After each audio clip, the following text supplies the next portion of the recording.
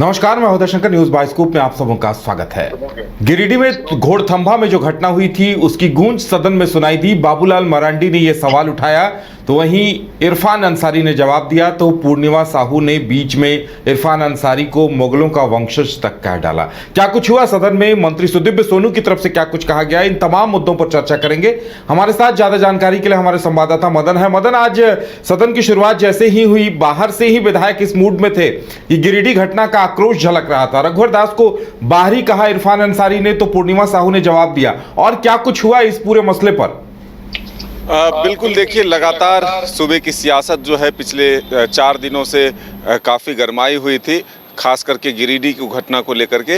लेकिन आज जब फिर से होली अवकाश के बाद विधानसभा के बजट सत्र की कार्रवाई शुरू हुई तो उसके बाद सदन के बाहर भी विपक्ष के विधायकों ने सरकार को घेरने की कोशिश की। और सदन की कार्रवाई जब शुरू हुई तब नेता प्रतिपक्ष ने सदन में सबसे पहले इसी विषय पर सभी कार्यों को स्थगित कर चर्चा करने की मांग की।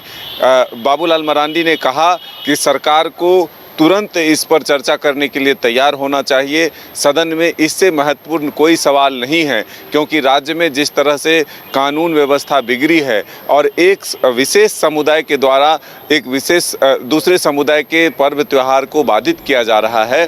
और जो खास करके बाबूलाल मरांडी ने ये कहा कि मेरे ही विधानसभा क्षेत्र की ये घटना है, तो ऐसे में सबसे पहले मैं विधानसभा में ये स्पीकर महोदय से मांग की कि सबसे पहले इसी पर चर्चा की मांग करता हूँ। और उसके बाद बीजेपी के विधायक जो है वेल में उतरे, हंगामा हुआ, सदन की कार्रवाई जो है एक तरह से कहे तो बाधित हुआ। उसके बाद लगातार सत्ता पक्ष के तरफ से भी इस पर जवाब दिए गए। खास करके जो सुदीव्य सोनू गिरिडीह से ही विधायक हैं और मंत्री भी हैं, उन्होंने अपना पक्ष रखते हुए कहा कि बीजेपी जो है वो धर्म के नाम पर समाज को बांटने की कोशिश कर रही है, एक तरफा रिपोर्टिंग जो है की जा रही है, एक पक्ष की बातें रखी जा रही है।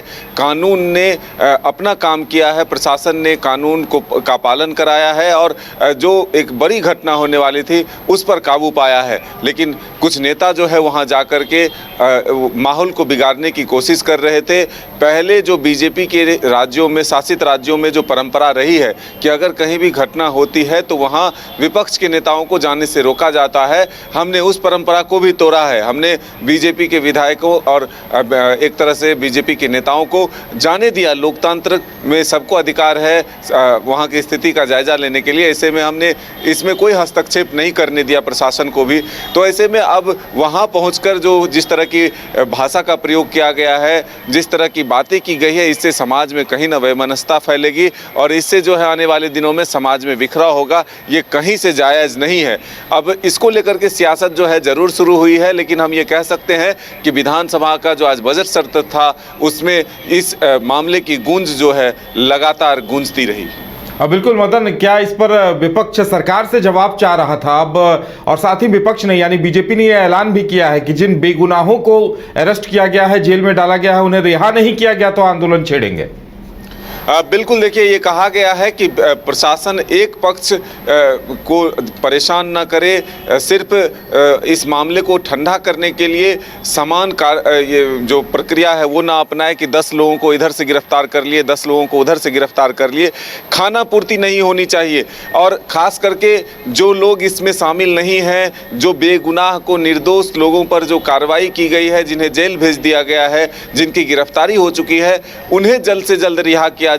एक सुपरविजन हो वरीय अधिकारी के देखरेख में, और जो दोषी हैं उस पर कार्रवाई हो और जो बेगुनाह है उन्हें छोड़ दिया जाए। अगर ऐसा नहीं होता है, सिर्फ वोट के लिए तुष्टीकरण होती है, अगर सिर्फ राजनीति होगी तो फिर बीजेपी शांत नहीं बैठेगा।